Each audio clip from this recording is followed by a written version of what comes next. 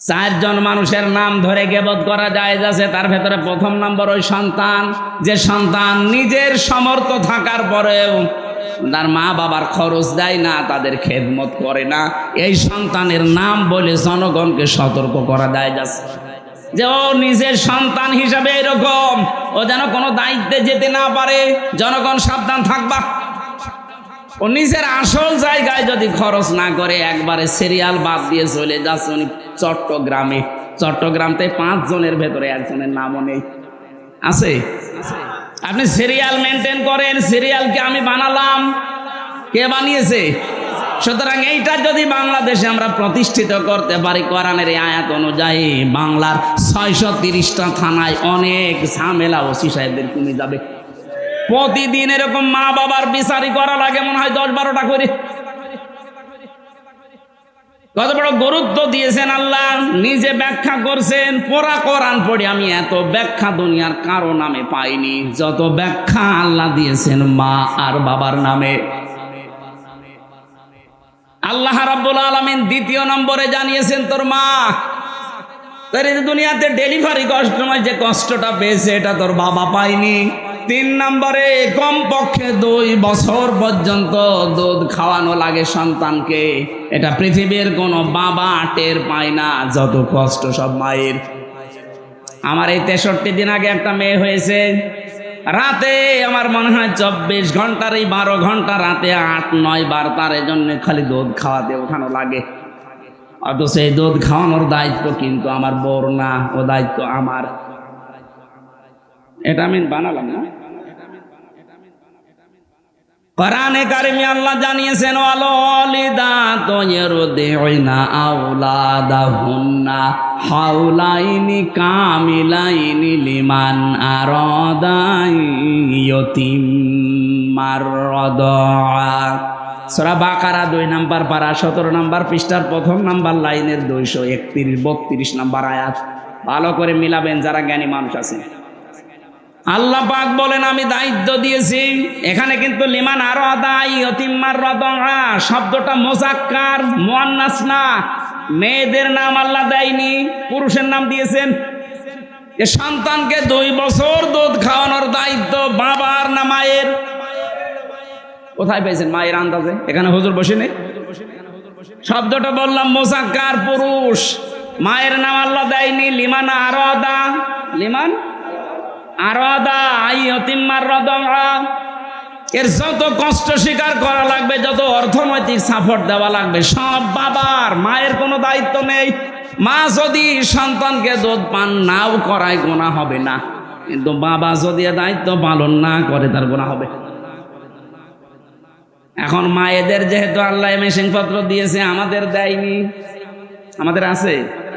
আপনি কিয়ামত পর্যন্ত চেষ্টা করবেন, এখানে ধরে রাখবেন বাচ্চা 1 ফোঁটা দুধও পাবে না, কিন্তু দায়িত্ব তো আমার।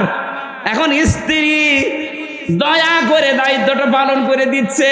ও যদি বলে তোমার একটা ছেলে মেয়েকে 2 বছর খাওয়াতে পারি, 5 লাখ করে টাকা দেওয়া লাগবে, না প্রায় দেওয়া লাগবে। আমার মনে হয় মাইকে বলা এটা ঠিক হইল না, কারণ আমার ম্যাডাম এখন লাইভ দেখছে। ও ছাতা বাড়ি গেলেই বলবে টাকা দাও, নয়তো তোমার মেয়ে নাও। আমি তো একটা বিপদে পড়ে যাবো না, এটা বলে ফেললাম না। আমি আর ভাইকে বলবো না, দায়িত্ব কিন্তু আমাদের, যারা বাবা আছি তাদের। মা যদি দয়া করে পালন করিয়ে দিচ্ছে, স্বামীর ওপর একটা অনুগ্রহ করে দয়া দেখিয়ে, তারপরও মা কিছু নেয় না, কথা বলে না কেন? একটা ছোট্ট ছেলে মাত্র 6-7 বছর বয়স, মায়ের কাছে 3টা চিরকুট নিয়ে এসেছে। ডাক দিয়ে বলছে, মা এই যে আমার ভাউচার গুলো নেন, আমার টাকা দেন। কিসের ভাউচার? তুমি যে প্রতিদিন আমাকে ওই যে মশারি টাঙাতে বলো, তোমার কথা মতো আমি মশারি টাঙিয়ে দেই। এই জন্য আমি হিসাব করে করে লিখেছি মাসে 30 দিন 30 টাকা। ঠিক আছে, তোর ভাউচার দে। 2 নম্বর, তোমার ওই ছোট মেয়েটাকে আমি কোলে করে ঘুরি, বিকালে আমি খেলা বাদ দিয়ে তোমার মেয়েকে নিয়ে ঘুরে বেড়াই, এই জন্য প্রতিদিন 1 টাকা করে হলো 30 দিনে 30 টাকা।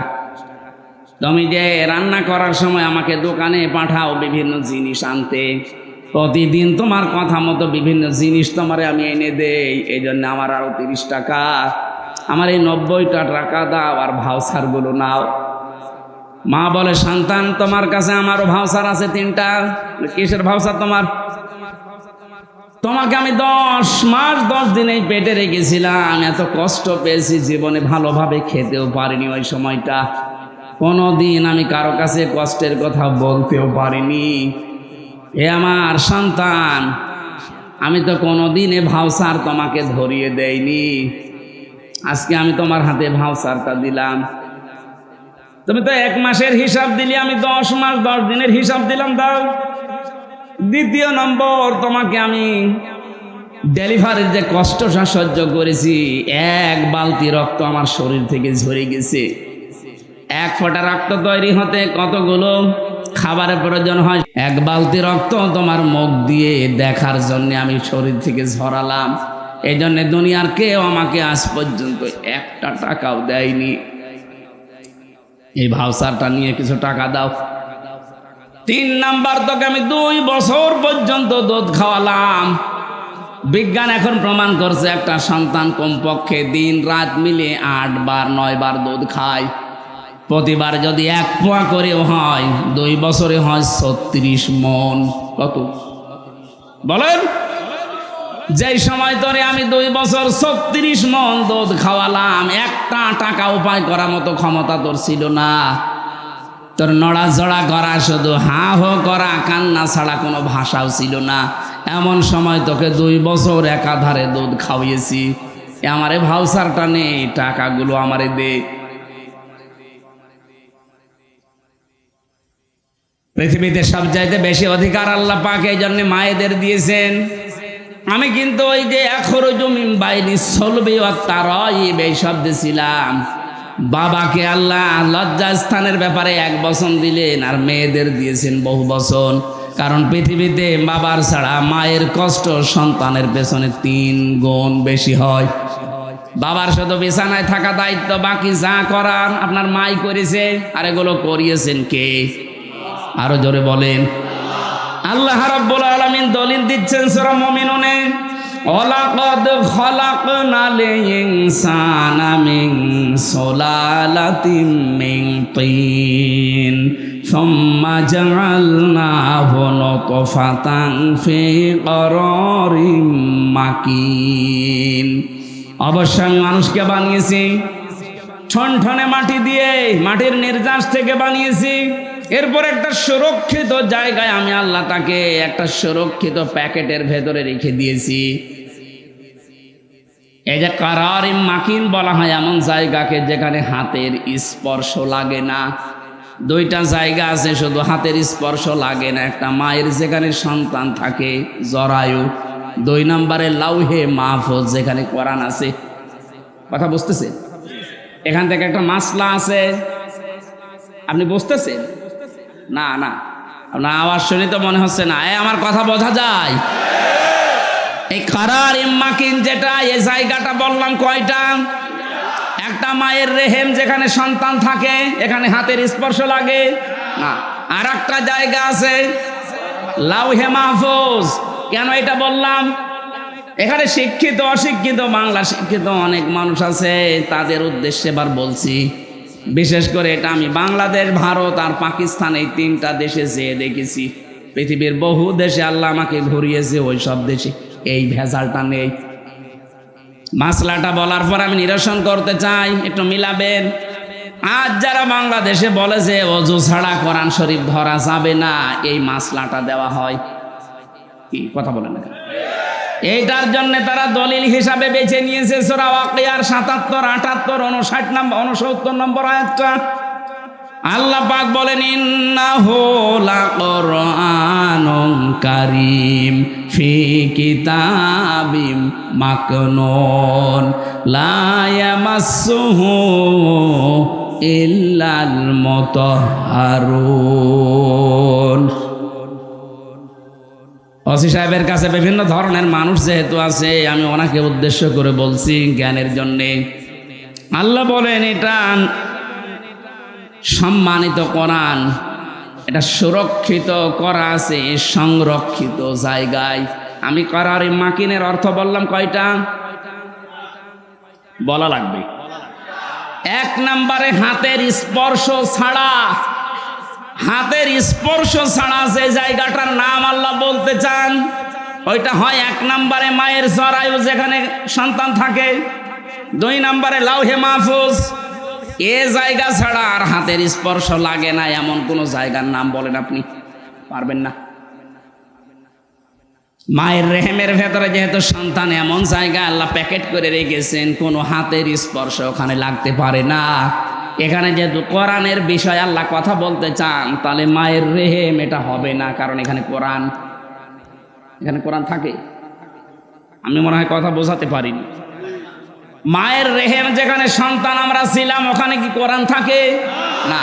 তাহলে দ্বিতীয় অর্থ হবে সেই লাহে মাহফুজ, এখানে যেহেতু কোরআন আছে, তাহলে এই জায়গাটাও হাতের স্পর্শ আমাদের লাগে নাই।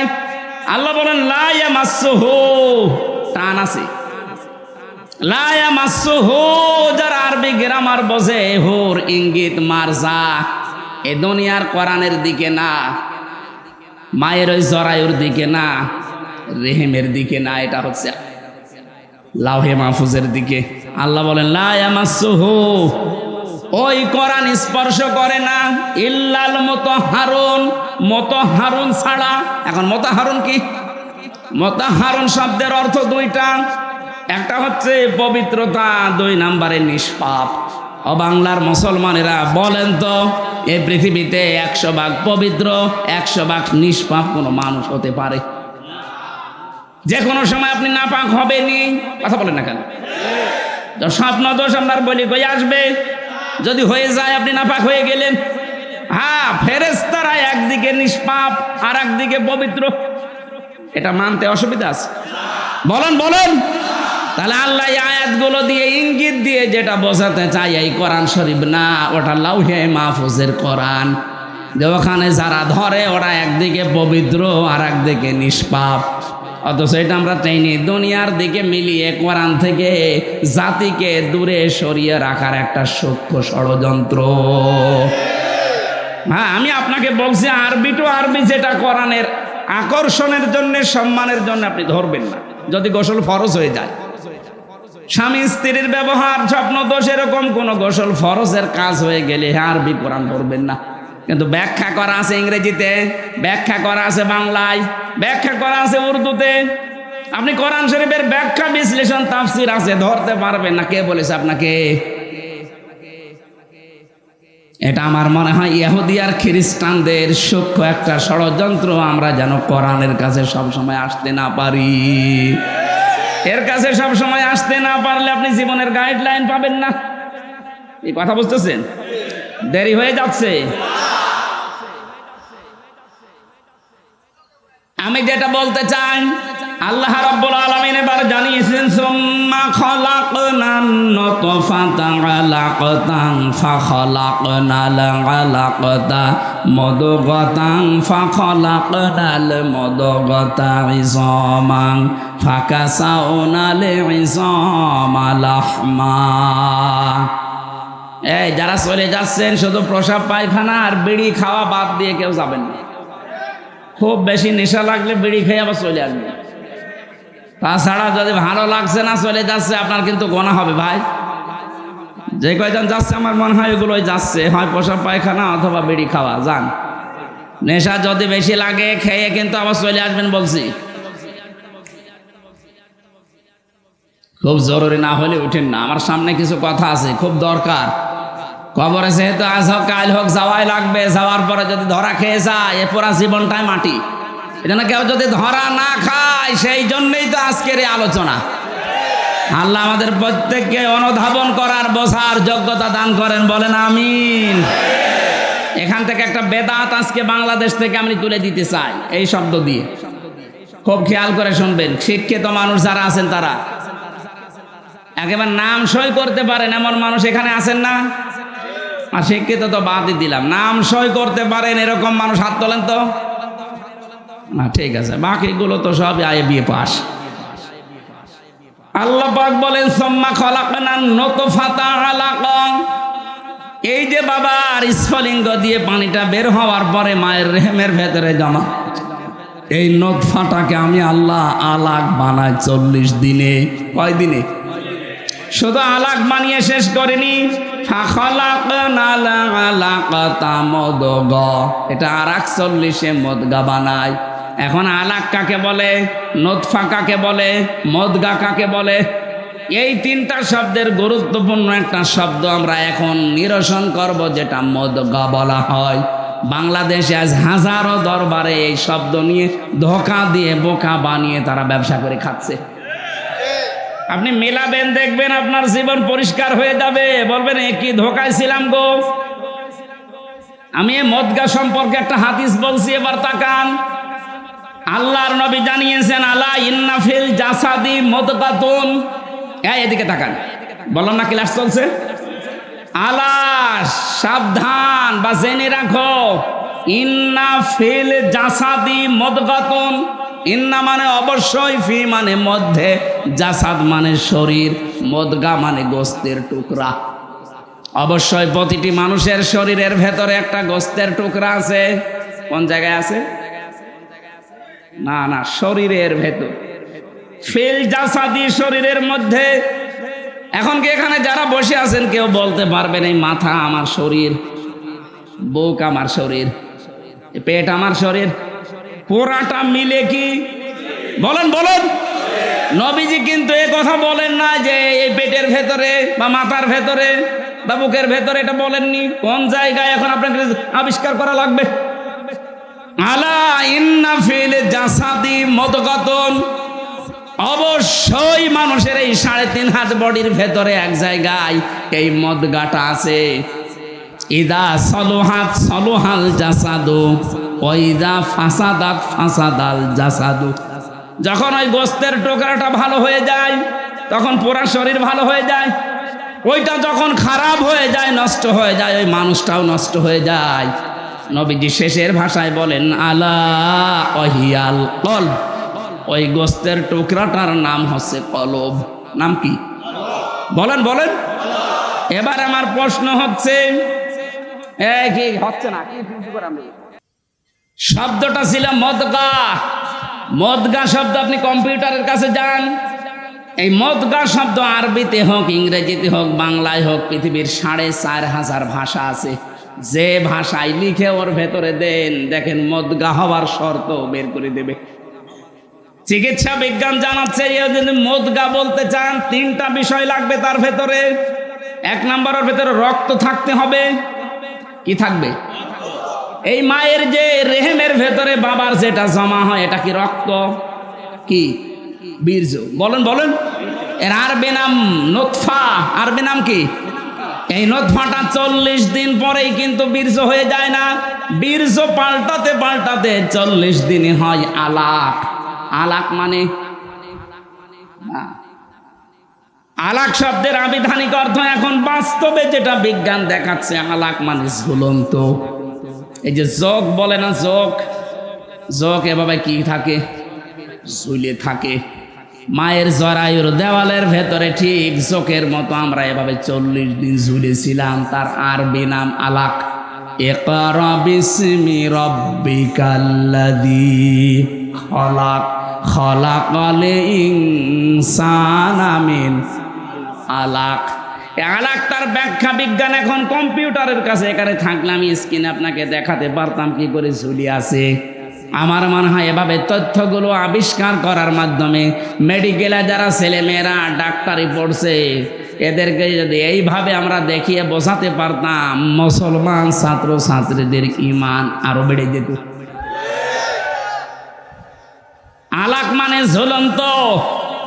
2 নম্বরে আলাক মানে জমাট বাঁধা রক্ত। আলাক মানে 3 নম্বরে যোগ। 99টা অর্থ আছে এই শব্দটার।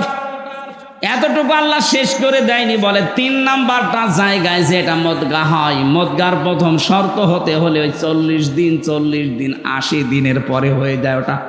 প্রথমে রক্ত আসবে ওর ভেতরে, 2 নম্বরে চর্বি তৈরি হবে, 3 নম্বরে রাবারের উপরে কামড় দিলে একটা দোড়া কাটা ভাব তৈরি হয়।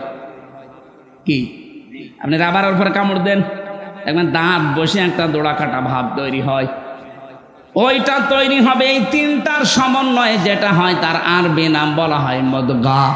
এবার আমার শিক্ষার বিষয় হচ্ছে, আমরা যে বাংলাদেশে আজ ৬৮,০০০ পীরের দরবার থেকে কথা শুনি যে তোমার কলব পরিষ্কার করা লাগবে।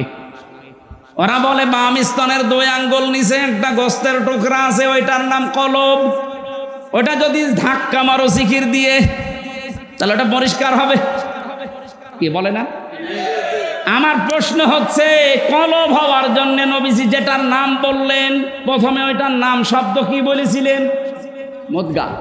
আলা ইন্না ফিল জাসাদি, প্রতিটি মানুষের শরীরের ভেতরে গোস্তের টুকরার নাম কি? মুদগা। বলেন বলেন, মুদগা হওয়ার শব্দ কয়টা?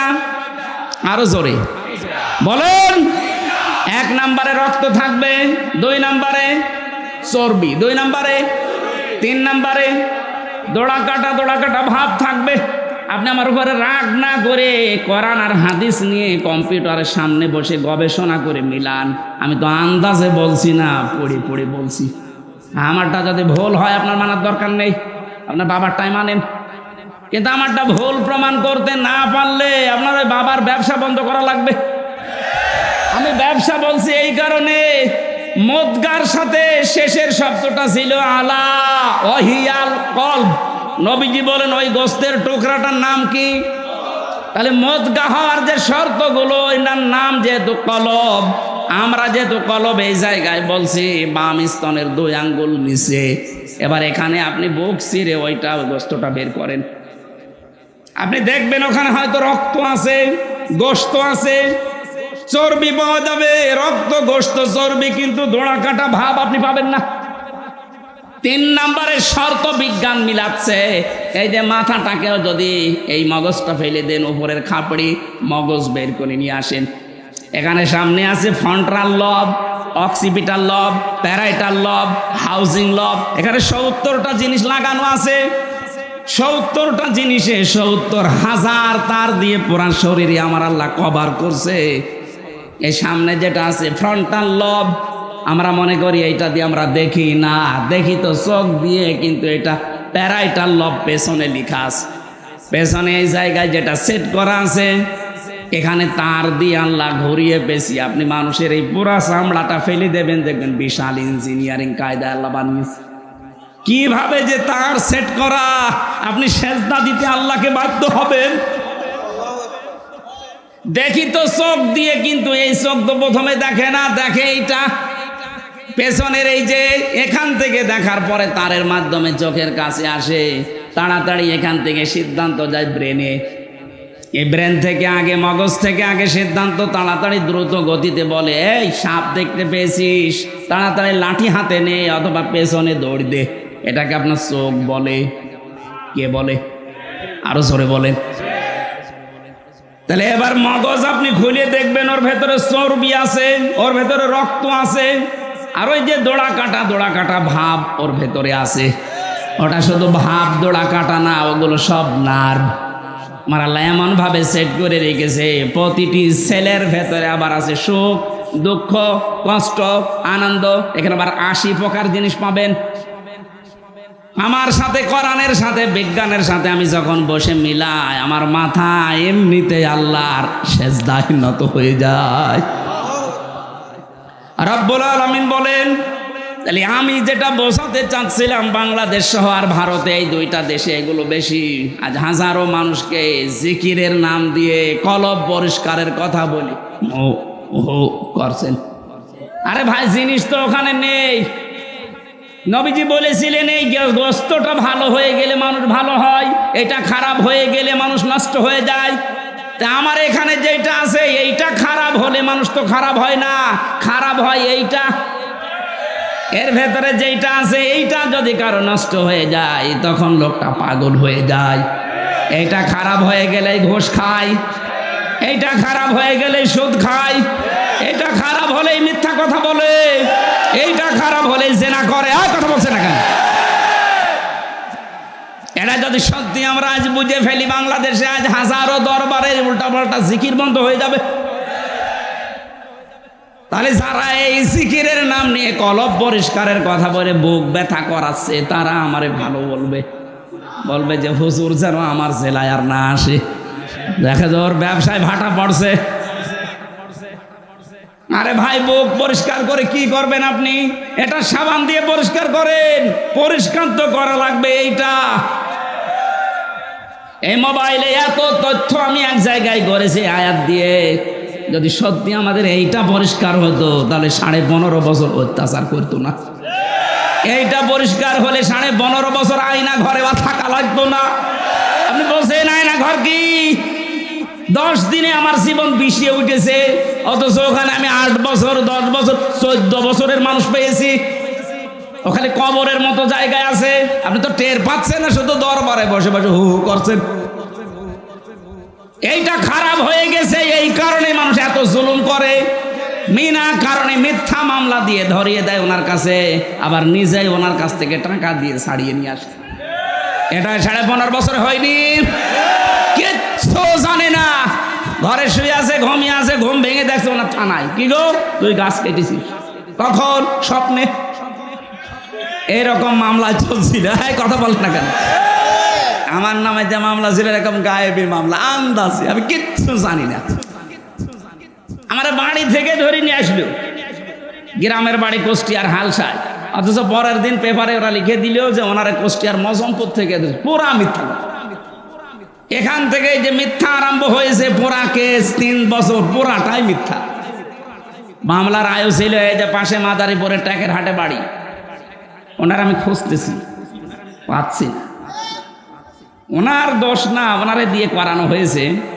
কয়েকদিন আগেও আমি কথা বলেছিলাম যে কি আমার মামলা তো সব ঢিসমিস হয়ে গেল, আপনি কোথায়? বলছো হুজুর আমারে মাফ করি। মাফ করবো মানে? আমারে যে 3 বছর ফাঁসির কন্টেম সেলে রেখে দিলেন, আপনাকে আগে 3 বছর রাখি, এরপরে বলেন মাফ করে দিন। বিশেষ করে আমার দায়িত্বে যারা ছিল রিমান্ডে, এসপি শেখ ইমরান, খুলনায় বাড়ি, আমি এই লোকটাকে ছাড়বো না, কারণ এই ইচ্ছা করলে আমার অনেক কিছু বাঁচিয়ে দিতে পারত। মোবাইলটা নিয়ে এমন এমন দৃশ্য উল্টাপাল্টা করেছি। আমার ম্যাডামের ছবি ছিল বিয়ের দিনের, ওইটা দেখে বলছে কি পূর্ণিমা ছবি আপনার?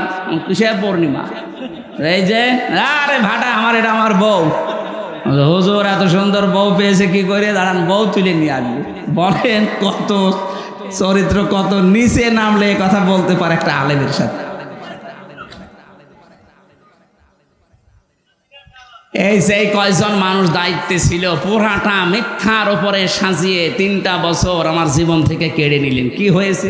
এখন তো আপনারা সব পালিয়ে বেড়াচ্ছেন। এটা আমরা আর চাই হয় যেন জালেম হয়ে না যায়। মাজলুমের যে কত দুঃখ, কত বেদনা, আল্লাহকে বলা ছাড়া কেউ থাকে না মাজলুমের, এটা আমরা তো প্রমাণিত। কি অবস্থায় রেখেছিল আমারে। আমি নিজে কতগুলো মানুষের কান্নার আওয়াজ শুনেছিলাম ওই মাটির নিচে। কিছু কিছু মানুষের এই যে এত বড় বড় নখ হয়ে গেছে, চুল দাড়ি গপ, মনে হচ্ছে যে জঙ্গল থেকে বেরিয়ে আসতেছে। এত বড় নখ দিয়ে কেউ কেউ দেওয়ালের সাথে খুশিয়ে খুশিয়ে লিখে রাখতো, ভাই যদি বাইরে যেতে পারেন তবে নাম্বারে একটু জানাবেন যে আমি বেঁচে আছি। আমার মন ডাক দিয়ে বলছিল মাঝে মাঝে, এমিলিয়াস আলী মনে হয় বেঁচে আছে, কিন্তু এরা 2 বোন পালানোর বছর খানিক আগে ওনাকে মেরে ফেলেছে।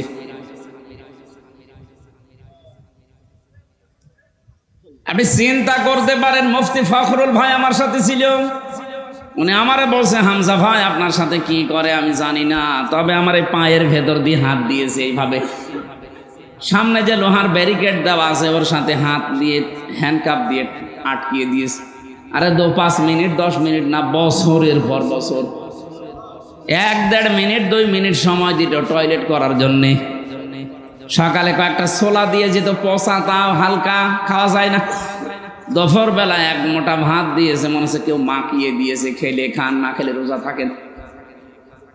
রোজা যে থাকবেন তাও তো সমস্যা, কারণ এখন কি দিন না রাত আপনি জানেন না। এটা যে কোন বছর আমরা জানি না, কোন মাস তাও জানি না, কি বার আমাদের জানা নেই, কয়টা বাজে তাও জানি না। যারা দায়িত্বে থাকতো যদি ভালো মানুষ হইতো তাহলে জিজ্ঞাসা করলে বলতো যে এখন এই কয়টা বাজে। আর যদি হয়তো মালায়ন, ওর কাছে তারা আলেম জালেম নেই, ওর কাছে সব সমান, খালি ছাড়ি দিত। কিসের নামাজ, কিসের রোজা, নামাজ রোজা করলেই যদি বাঁচা যায়, যে কই কেউ তো বের করে দেয় না। আমি 10 দিনে 3টা বছর আমি ফাঁসির কন্ডেম সেলের ভেতরে ছিলাম, আর 10 দিন ছিলাম ওই রিমান্ডে। আমার 10 দিনে অবস্থা যা করেছে এখনো পর্যন্ত আমার শরীর স্বাভাবিক না। এত পাওয়ার আলা ঔষধ চলছে, ভেতরে তো কোনো চিকিৎসা নেই। ওখানে যে চিকিৎসা আছে 10,000 মানুষের একজন ডাক্তার, যে রোগী হোক একই ওষুধ দেয়। আপনার যে রোগের কথাই বলেন একই ওষুধ, ও মানুষের রোগ আরো বাড়বে। আমার পিঠে ওই থেকে যে এই মেরুদণ্ডে ব্যথা এখনো পর্যন্ত ভালো হয়ে যায়নি।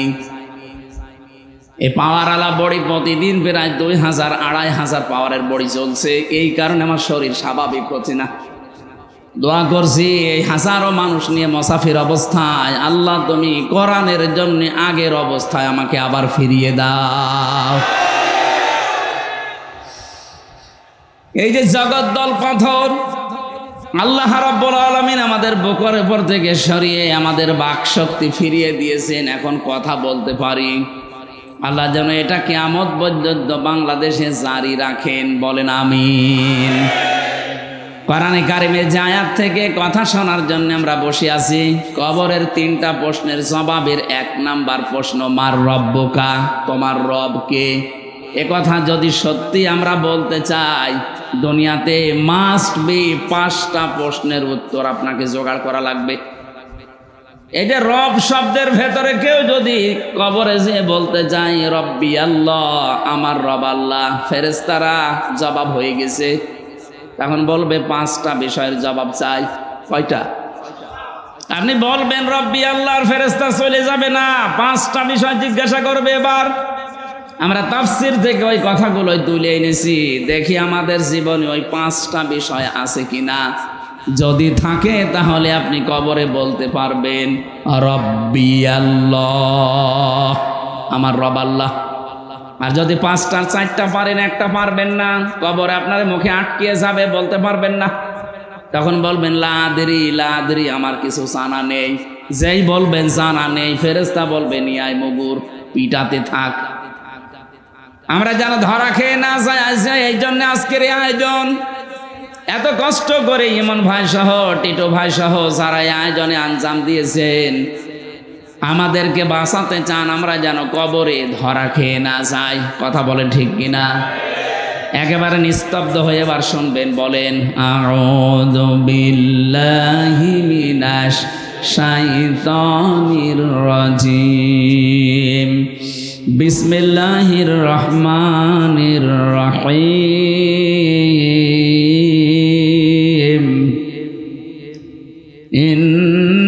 ইন্নাল্লাযীনা ক্বালু রাব্বুনাল্লাহ সুম্মা ইসতাকামু তাতানাজ্জালু আলাইহিমুল মালাইকা। সূরা হামিম সাজদা পড়া কোরআনে কারিমের ভেতরে 6,666টা আয়াত আছে। মাত্র একটা আয়াতের 3 ভাগের 1 ভাগ আমরা পড়েছি। এতটুকুর উপরে আজকের কথা আমরা শেষ করব ইনশাআল্লাহ। আমার এই মাথার ভেতরে কোরআনে কারিমের আয়াত সম্পর্কে যত তথ্য আল্লাহ ঢুকিয়ে দিয়েছেন, আমি যদি আমার হায়াতের শেষ দিন পর্যন্ত আয়াত নিয়ে চিন্তা ভাবনা করে কথা বলতে থাকি, আমার জীবন শেষ হয়ে যাবে, আয়াতের কথা শেষ হবে না। এত কথা লুকিয়ে আছে আয়াতে, আমরা এবার টান দিতে থাকি। এরশাদ হচ্ছে ইন্নাল্লাযীনা, নিশ্চয় যারা ক্বালু, এ কথা বলতে পারে রব্বুনাল্লাহ, আমাদের রব আল্লাহ। আমাদের রব কে?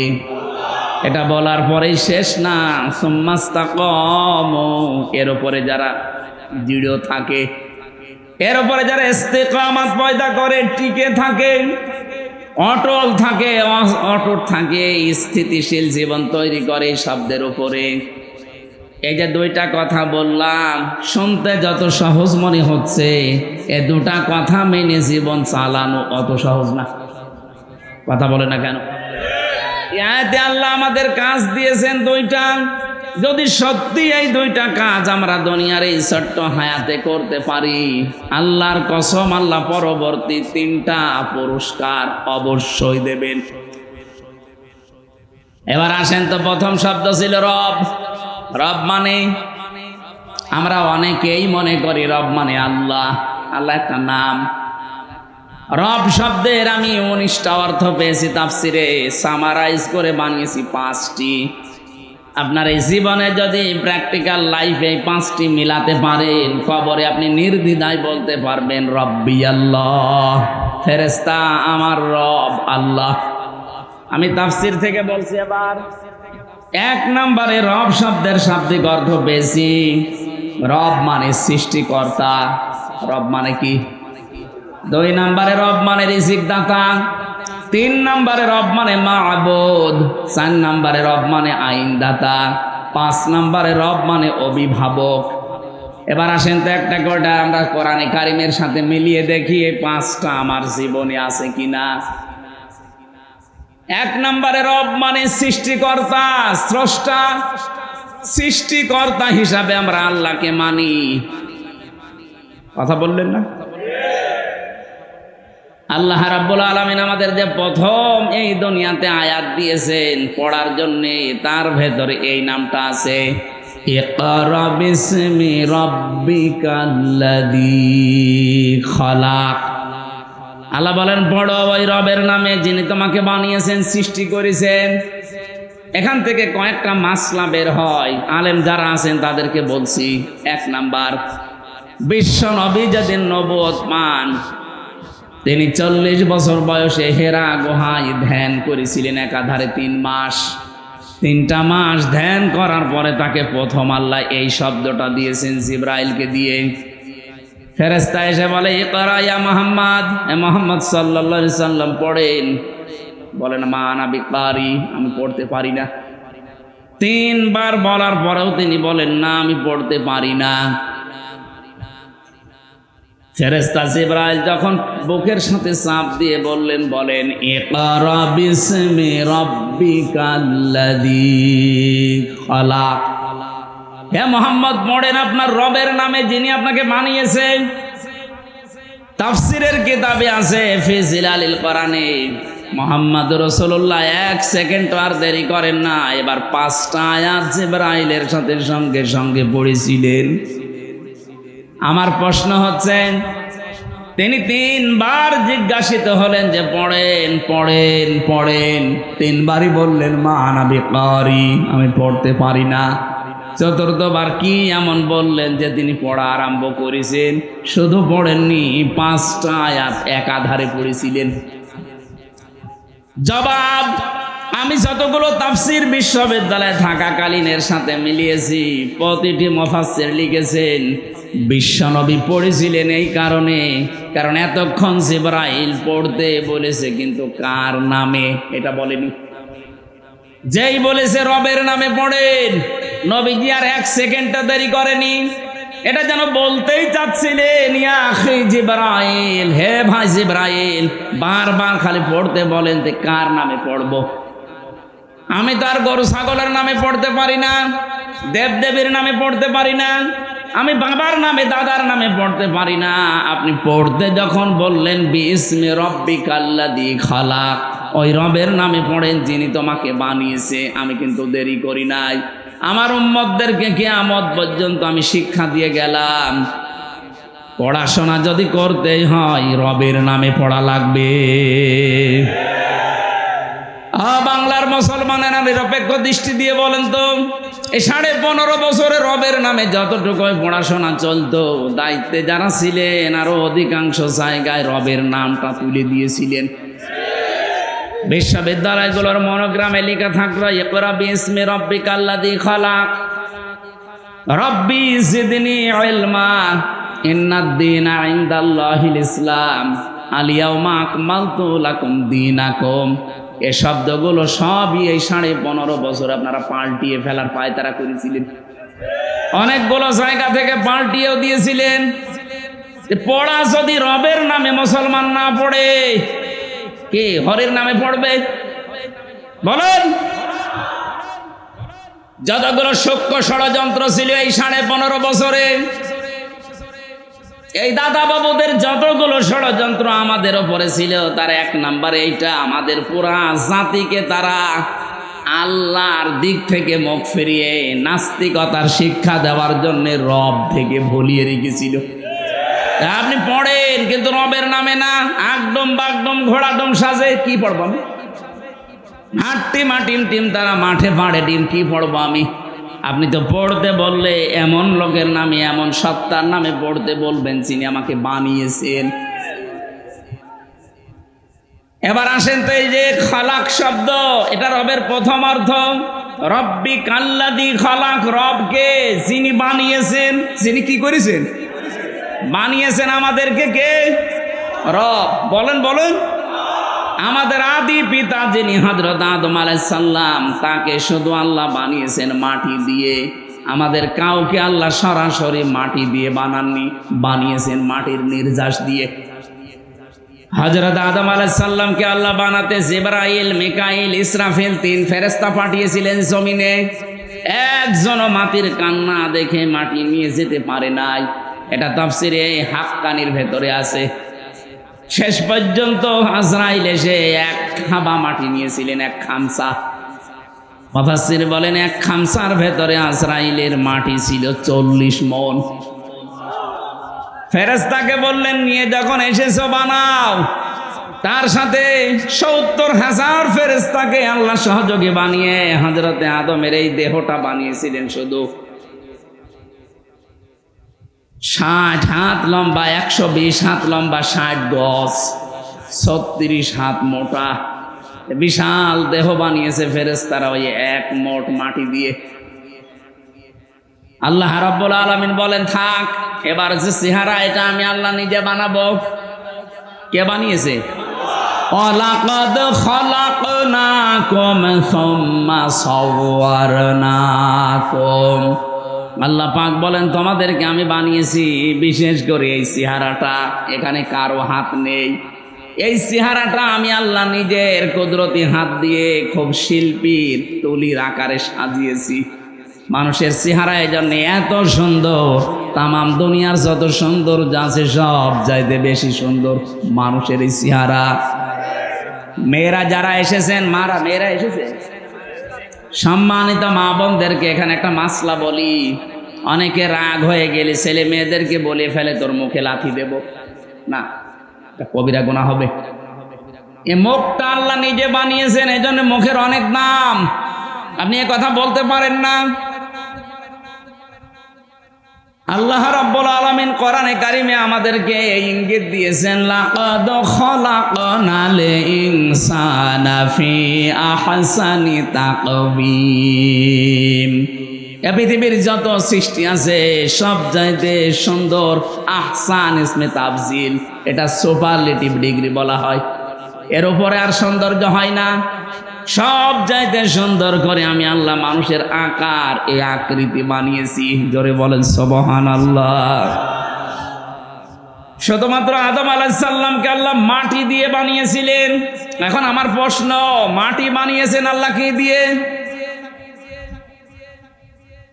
আপনি গাজীপুরের মৃত্তিকা গবেষণাগার আছে, মাটি গবেষণা করা হয়, ওখানে মাটি নিয়ে যান, দেখবেন 10টা জিনিস বের করে দেবে এর ভেতর থেকে।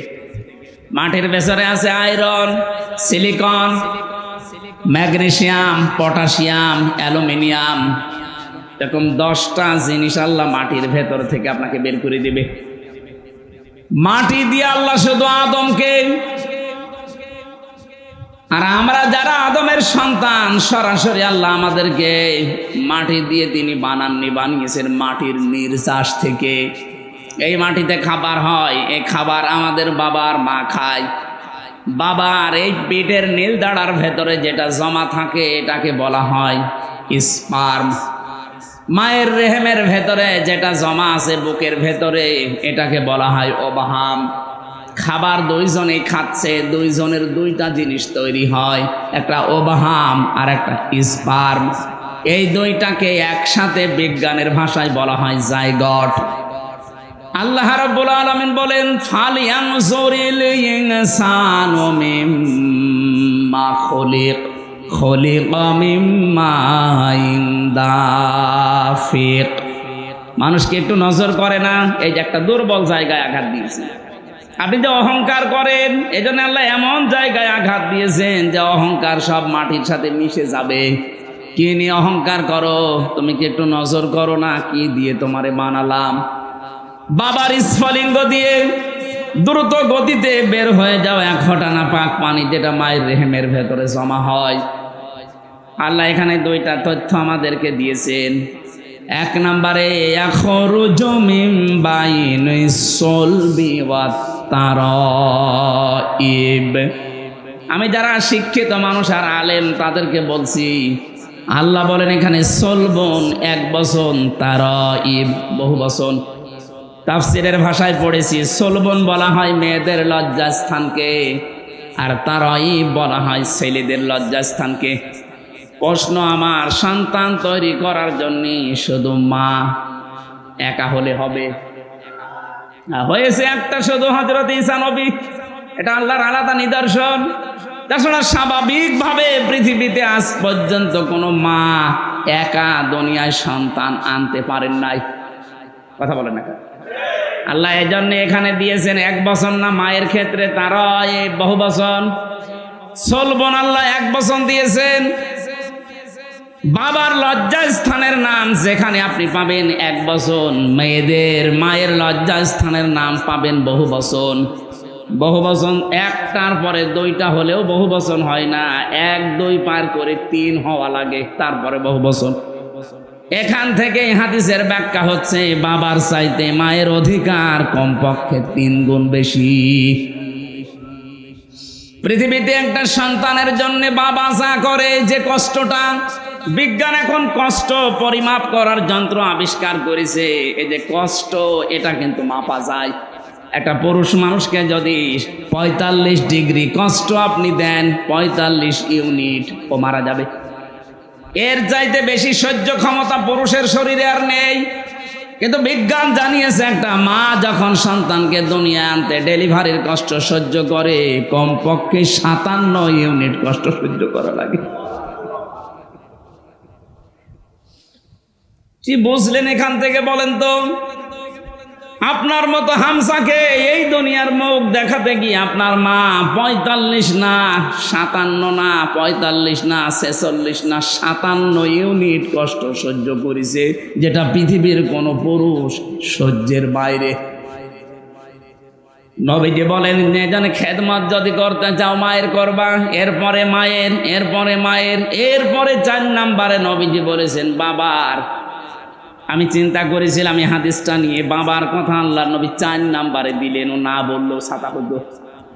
প্রথমে 1 2 3 দিয়ে দিলেন মাকে কেন? সূরা আহকাফের 15 নম্বর আয়াতে আল্লাহ এই ব্যাখ্যাটা নিজে দিয়েছেন। হামালাতুহু উম্মুহু কুরহা ওয়া ওয়াদাআতুহু কুরহা ওয়া হামলুহু ওয়া ফিসালুহু 30 শাহরা। আল্লাহ পাক বলেন তোকে পেটে বহন করা 10 মাস 10 দিন পর্যন্ত বস্তার মতো পেটে বহন করা, এটা দুনিয়ার কোনো বাবা এ কষ্ট টের পায়নি। টের পেয়েছি শুধু তোর মা। এই জন্য প্রথম খেদমত করতে হলেই মাকে দিয়ে শুরু করবি। এমনকি দুনিয়ায় কেউ যদি টাকা পয়সা খরচ করতে চান, আজ আমরা ইসলাম না জানার কারণে চলে যাচ্ছি সেই বরিশালে, সেই চট্টগ্রামে, সেই সিলেটে। না, সূরা বাকারার 215 নম্বর আয়াত 2 নম্বর পারা 12 নম্বর পৃষ্ঠার 13 নম্বর লাইনে আছে, ইয়াসআলুনাকা মাযা ইউনফিকুন। কুল মা আনফাকতুম মিন খায়রিন ফালিল ওয়ালিদাইনি ওয়াল আকরাবিন। বলেন আল্লাহু আকবার। আল্লাহ পাক বলেন, হে নবী, দুনিয়ার কোন সলি মধ্যে কলি মধ্যে যদি জিজ্ঞাসা করে যে টাকা পয়সা আমি উপায় করা শিখেছি, ওসি সাহেবের জীবনী মনে করেন, চাকরি যতদিন পায়নি মনে করেন ওনার উপায়ন্তর ছিল না, চাকরি প্রথম পাওয়ার পরে বেতন পেয়েছে। এখন যদি আল্লাহকে জিজ্ঞাসা করে, রব্বুল আলামিন তুমি তো আমাকে বানিয়েছো, আমার জীবনের এই প্রথম ইনকাম আজকে প্রথম উপায় করা শিখেছি, এ প্রথম বেতনটা আমি কি মসজিদে, মাদ্রাসা, এতিমখানায়, বাবার দরবারে দিয়ে আসবো? আল্লাহ বলেন না, প্রথম নাম্বারে তুই ভালো ভালো কাজে এই টাকাটা খরচ করবি। উনি যদি প্রশ্ন করে আল্লাহ ভালো কাজ দুনিয়ায় কোনটা, আল্লাহ নিজে ব্যাখ্যা দিয়েছেন। কারো হাতে ব্যাখ্যা আল্লাহ ছেড়ে দেয়নি। যদি আমার হাতে দিত, অসিরে বলতাম আপনি জায়গা পাচ্ছেন না, আমারে দিয়ে দেন। কোন বাবারে জিজ্ঞাসা করলে দরবারের বাবা বলতো কাজ পাচ্ছেন না, দুটো ছাগল কিনে দেন। এই জন্য আল্লাহ ব্যাখ্যা নিজের হাতে রেখেছেন। কুল মা আনফাকতুম মিন খায়রিন ফালিল ওয়ালিদাইনি ওয়াল আকরাবিন। আল্লাহ পাক বলেন, প্রথম নাম্বারে খরচ করবি তোর ভালো কাজ। ভালো কাজ দুনিয়ায় শুরু হবে তোর মা আর বাবা দিয়ে। সুতরাং জীবনের প্রথম ইনকাম, প্রথম টাকা পয়সা খরচ করার দায়িত্ব আপনার। কে দিচ্ছেন? কার জন্যে? মা বাবার। বলেন বলেন। প্রথমে মা বাবা, এরপর আল আকরাবিন, নিকট আত্মীয় স্বজনের ভেতরে গরিব থাকলে তাদের, এরপরে এতিম, এরপরে মিসকিন, এরপরে অসহায়। এই যে 5 জনের সিরিয়াল বললাম, এর ভেতরে বরিশাল আছে।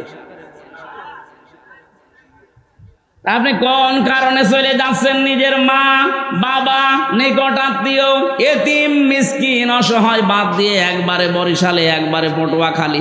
কোন জায়গায় যাচ্ছেন আপনি? আটরশি যাচ্ছেন। এই জন্যই তাফসীর মাহফিলে আসতে হয়।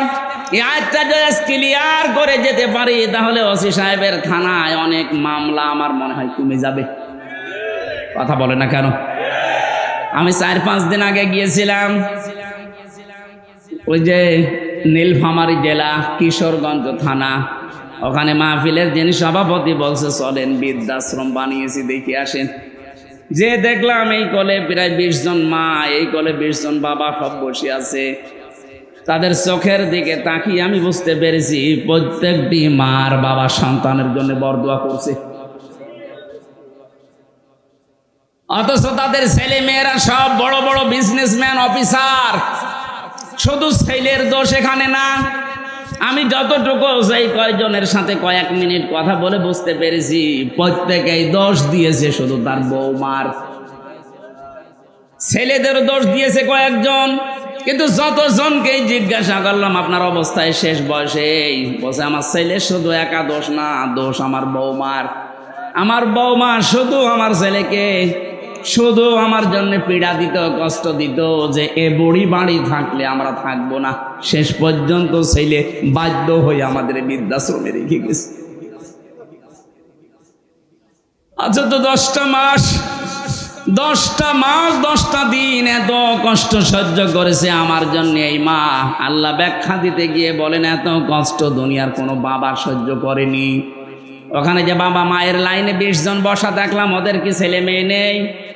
বলেন, ওরা দুনিয়ার সন্তান জন্মতে দিয়ে ওই 57 ইউনিট কষ্ট সহ্য করে নাই?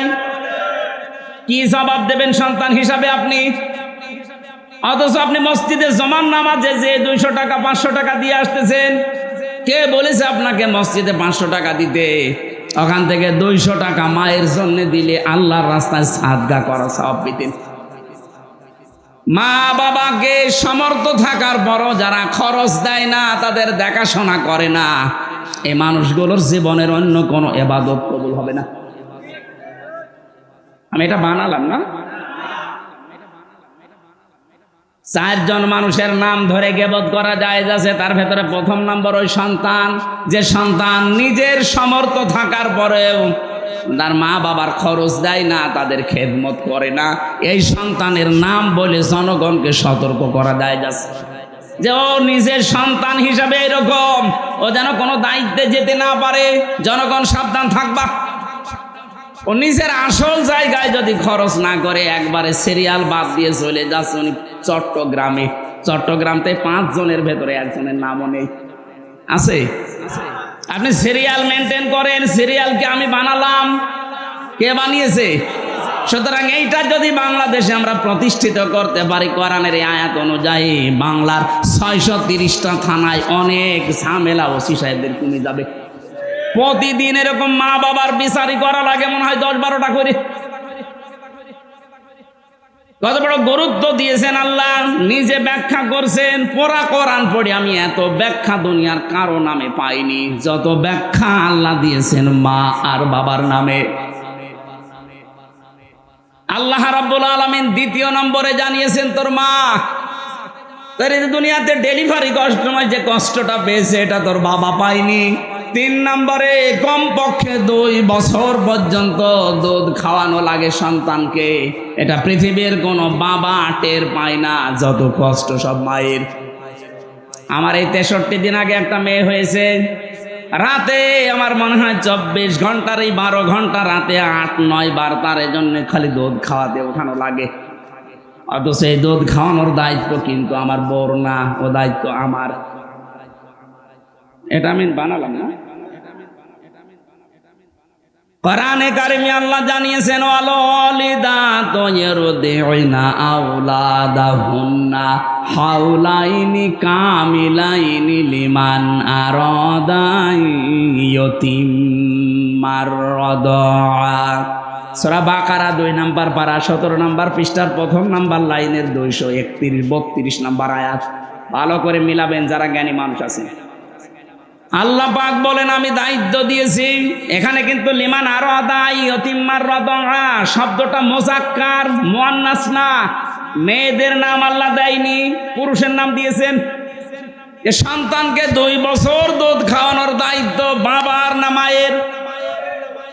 কোথায় পেয়েছেন মায়ের আন্দাজে? এখানে হুজুর বসে নেই। শব্দটা বললাম মুযাক্কার, পুরুষ।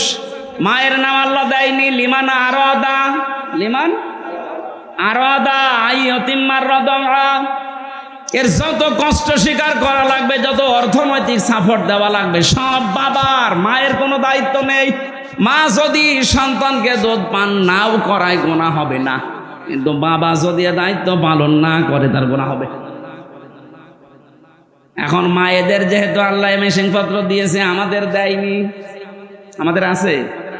আপনি কিয়ামত পর্যন্ত চেষ্টা করবেন, এখানে ধরে রাখবেন বাচ্চা 1 ফোঁটা দুধও পাবে না, কিন্তু দায়িত্ব তো আমার। এখন স্ত্রী দয়া করে দায়িত্বটা পালন করে দিচ্ছে। ও যদি বলে তোমার একটা ছেলে মেয়েকে 2 বছর খাওয়াতে পারি, 5 লাখ করে টাকা দেওয়া লাগবে, আপনার প্রায় দেওয়া লাগবে। আমার মনে হয় মাইকে বলা এটা ঠিক হইল না, কারণ আমার ম্যাডাম এখন লাইভ দেখছে। ও ছাতা বাড়ি গেলেই বলবে টাকা দাও, নয়তো তোমার মেয়ে নাও। আমি তো একটা বিপদে পড়ে যাব না, এটা বলে ফেললাম না। আমি আর ভাইকে বলবো না, দায়িত্ব কিন্তু আমাদের যারা বাবা আছি তাদের। মা যদি দয়া করে পালন করিয়ে দিচ্ছে স্বামীর ওপর একটা অনুগ্রহ করে দয়া দেখিয়ে, তারপরও মা কিছু নেয় না, কথা বলে না কেন? একটা ছোট্ট ছেলে মাত্র 6-7 বছর বয়স, মায়ের কাছে 3টা চিরকুট নিয়ে এসেছে, ডাক দিয়ে বলছে মা এই যে আমার ভাউচার গুলো নেন, আমার টাকা দেন। কিসের ভাউচার? তুমি যে প্রতিদিন আমাকে ওই যে মশারি টাঙাতে বলো, তোমার কথা মতো আমি মশারি টাঙিয়ে দেই। এই জন্য আমি হিসাব করে করে লিখেছি মাসে 30 দিন 30 টাকা। ঠিক আছে, তোর ভাউচার দে। 2 নম্বর, তোমার ওই ছোট মেয়েটাকে আমি কোলে করে ঘুরি, বিকালে আমি খেলা বাদ দিয়ে তোমার মেয়েকে নিয়ে ঘুরে বেড়াই, এই জন্য প্রতিদিন 1 টাকা করে হলো 30 দিনে 30 টাকা। তুমি যে রান্না করার সময় আমাকে দোকানে পাঠাও বিভিন্ন জিনিস আনতে, প্রতিদিন তোমার কথা মতো বিভিন্ন জিনিস তোমারে আমি এনে দেই, এই জন্য আমার আরো 30 টাকা। আমার এই 90টা টাকা দাও আর ভাউচারগুলো নাও। মা বলে, সন্তান তোমার কাছে আমারও ভাউচার আছে 3টা। কিসের ভাউচার তোমার? তোমাকে আমি 10 মাস 10 দিন এই পেটে রেখেছিলাম, এত কষ্ট পেয়েছি, জীবনে ভালোভাবে খেতেও পারিনি। ওই সময়টা কোনোদিন আমি কারো কাছে কষ্টের কথা বলতেও পারিনি। এ আমার সন্তান, আমি তো কোনোদিন এ ভাউচার তোমাকে ধরিয়ে দেইনি, আজকে আমি তোমার হাতে ভাউচারটা দিলাম। তুমি তো 1 মাসের হিসাব দিলি, আমি 10 মাস 10 দিনের হিসাব দিলাম, দাও। দ্বিতীয় নম্বর, তোমাকে আমি ডেলিভারির যে কষ্টটা সহ্য করেছি, 1 বালতি রক্ত আমার শরীর থেকে ঝরে গেছে। 1 ফোঁটা রক্ত তৈরি হতে কতগুলো খাবারের প্রয়োজন হয়, যেতে 1 বালতি রক্ত তোমার মুখ দিয়ে দেখার জন্য আমি শরীর থেকে ঝরালাম। এই জন্য দুনিয়ার কেউ আমাকে আজ পর্যন্ত 1টা টাকাও দেয়নি। এই ভাউচারটা নিয়ে কিছু টাকা দাও। 3 নাম্বার, তোকে আমি 2 বছর পর্যন্ত দুধ খাওয়ালাম। বিজ্ঞান এখন প্রমাণ করছে একটা সন্তান কমপক্ষে দিন রাত মিলে 8 বার 9 বার দুধ খায়। প্রতিবার যদি 1 পোয়া করেও হয়, 2 বছরে হয় 36 মণ। কত বলেন? যেই সময় ধরে আমি 2 বছর 36 মণ দুধ খাওয়ালাম, 1টা টাকা উপায় করার মতো ক্ষমতা তোর ছিল না। তোর নড়াচড়া করা, শুধু হা হো করা, কান্না ছাড়া কোনো ভাষাও ছিল না। এমন সময় তোকে 2 বছর একাধারে দুধ খাওয়িয়েছি। আমারে ভাউচারটা নে, টাকাগুলো আমারে দে। পৃথিবীতে সবচাইতে বেশি অধিকার আল্লাহ পাক এই জন্য মায়েদের দিয়েছেন। আমি কিন্তু ওই যে আখরুজু মিন বাইনি সলবি ওয়াত তারাইব এই শব্দ ছিলাম। বাবাকে আল্লাহ লজ্জাস্থানের ব্যাপারে 1 বচন দিলেন, আর মেয়েদের দিয়েছেন বহু বচন। কারণ পৃথিবীতে বাবার ছাড়া মায়ের কষ্ট সন্তানের পেছনে 3 গুণ বেশি হয়। বাবার শুধু বিছানায় থাকা দায়িত্ব, বাকি যা করার আপনার মাই করেছে। আর এগুলো করিয়েছেন কে? আরো জোরে বলেন।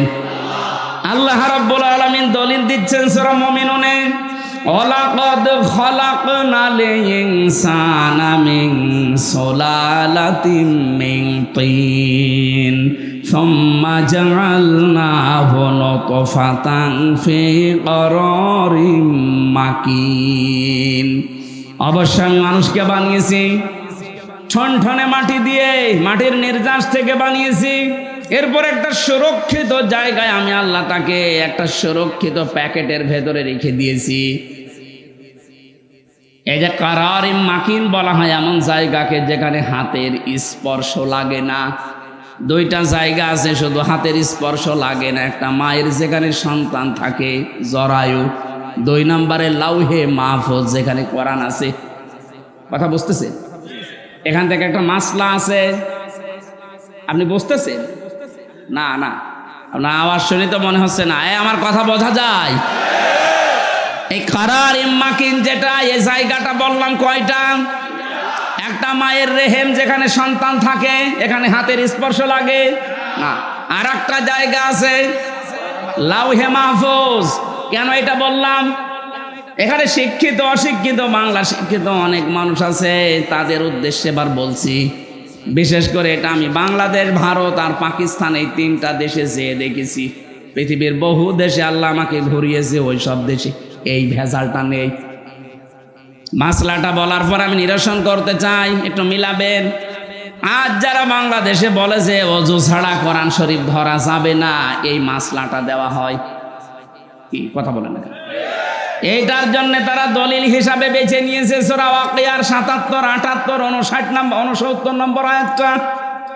আল্লাহ পাক বলেন, ইন্নাহু লাকুরআনুন কারীম ফি কিতাবিম মাকনুন লা ইয়ামাসসুহু ইল্লাল মুতাহহারুন। ওসি সাহেবের কাছে বিভিন্ন ধরনের মানুষ যেহেতু আছে, আমি ওনাকে উদ্দেশ্য করে বলছি জ্ঞানের জন্যে। আল্লাহ বলেন এটা সম্মানিত কোরআন, এটা সুরক্ষিত করা আছে সংরক্ষিত জায়গায়। আমি কারারিম মাকিনের অর্থ বললাম কয়টা? বলা লাগবে। এক নম্বরে হাতের স্পর্শ ছাড়া, হাতের স্পর্শ ছাড়া যে জায়গাটার নাম আল্লাহ বলতে চান ওইটা হয় এক নম্বরে মায়ের জরায়ু যেখানে সন্তান থাকে, দুই নম্বরে লাউহে মাহফুজ। এ জায়গা ছাড়া আর হাতের স্পর্শ লাগে না এমন কোন জায়গার নাম বলেন আপনি, পারবেন না। মায়ের রেহেমের ভেতরে যেহেতু সন্তান, এমন জায়গা আল্লাহ প্যাকেট করে রেখেছেন কোনো হাতের স্পর্শ ওখানে লাগতে পারে না।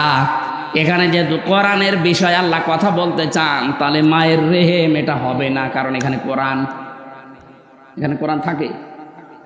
আমি মনে হয় কথা বোঝাতে পারিনি। মায়ের রেহেম যেখানে সন্তান আমরা ছিলাম ওখানে কি কোরআন থাকে না?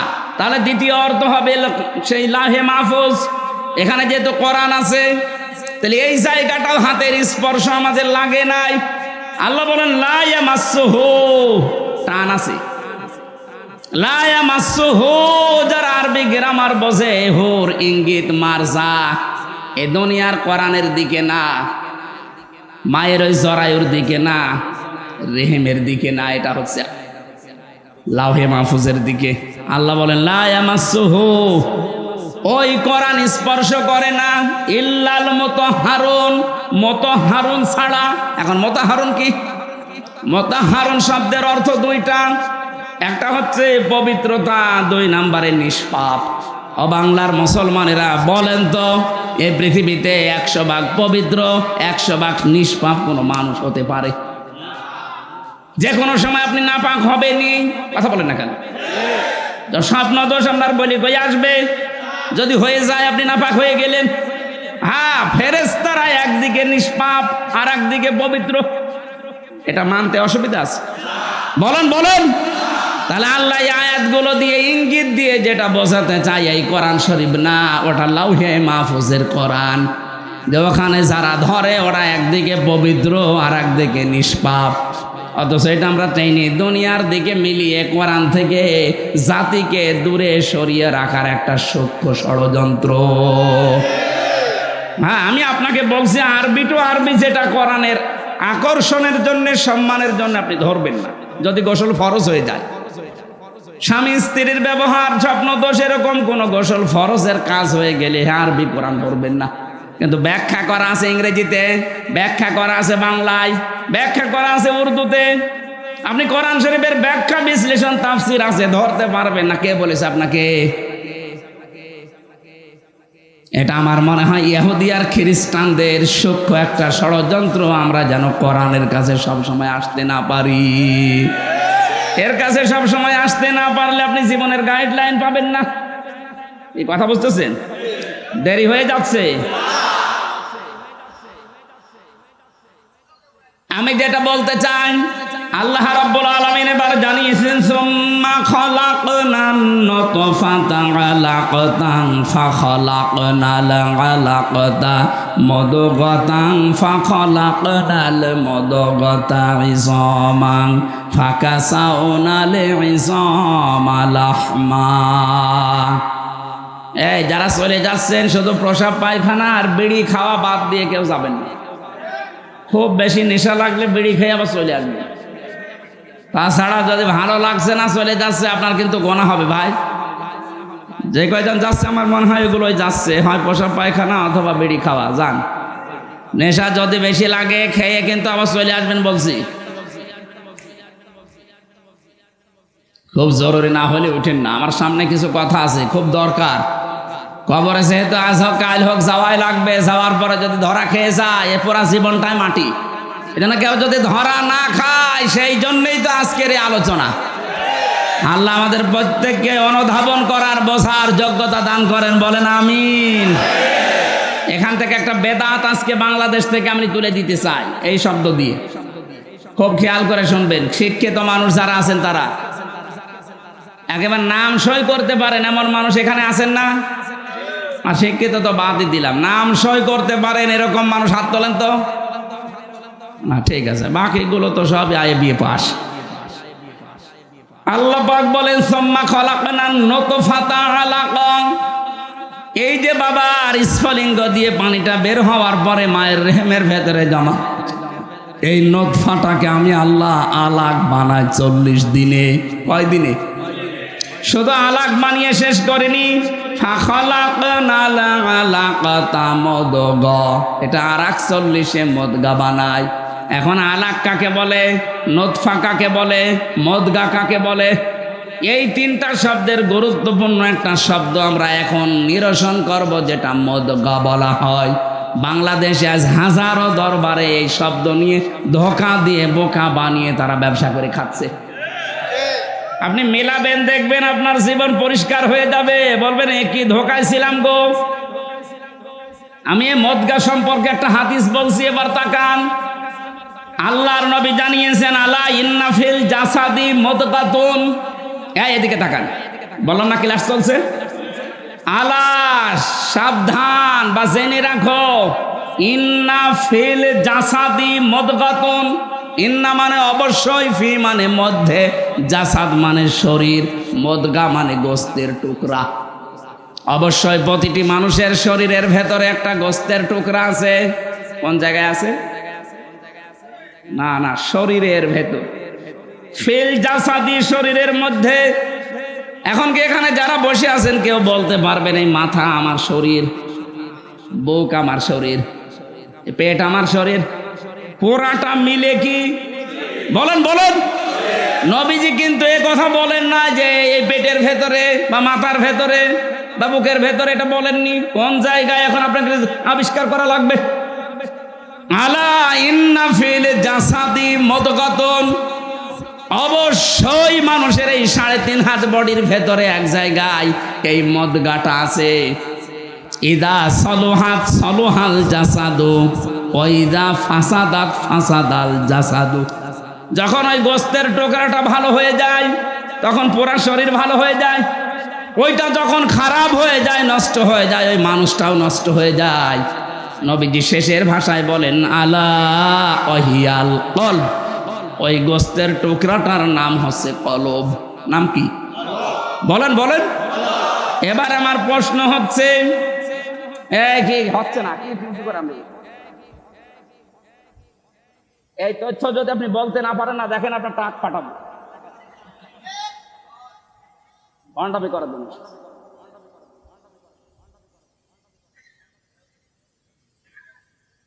শব্দটা ছিল মুদগা।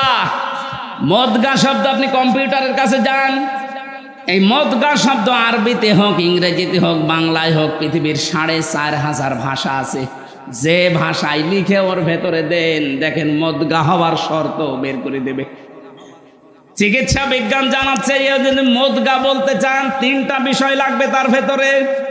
1 নম্বরের ভেতরে রক্ত থাকতে হবে। কি থাকবে? এই মায়ের যে রেহেমের ভেতরে বাবার যেটা জমা হয়, এটা কি রক্ত? কি? বীর্য। বলেন বলেন। এর আরবি নাম নতফা। আরবি নাম কি? এই নতফাটা 40 দিন পরেই কিন্তু বীর্য হয়ে যায় না। বীর্য পাল্টাতে পাল্টাতে 40 দিনে হয় আলাক। আলাক মানে আলাক শব্দের আবিধানিক অর্থ এখন বাস্তবে যেটা বিজ্ঞান দেখাচ্ছে, আলাক মানে ঝুলন্ত। এই যে যোগ বলে না, যোগ, যোগ এভাবে কি থাকে? ঝুলে থাকে। মায়ের জরায়ুর দেওয়ালের ভেতরে ঠিক চোখের মতো আমরা এভাবে 40 দিন ঝুলেছিলাম। তার আরবি নাম আলাক। ইকরা বিসমি রাব্বিকাল্লাযী খলাক, খলাকাল ইনসানা মিন আলাক। আলাক তার ব্যাখ্যা বিজ্ঞান এখন কম্পিউটারের কাছে। এখানে থাকলে আমি স্ক্রিনে আপনাকে দেখাতে পারতাম কি করে ঝুলি আছে। আমার মনে হয় এভাবে তথ্যগুলো আবিষ্কার করার মাধ্যমে মেডিকেলে যারা ছেলেমেয়েরা ডাক্তারি পড়ছে, এদেরকে যদি এইভাবে আমরা দেখিয়ে বোঝাতে পারতাম, মুসলমান ছাত্র ছাত্রীদের ঈমান আরো বেড়ে যেত। আলাক মানে ঝুলন্ত। 2 নম্বরে আলাক মানে জমাট বাঁধা রক্ত।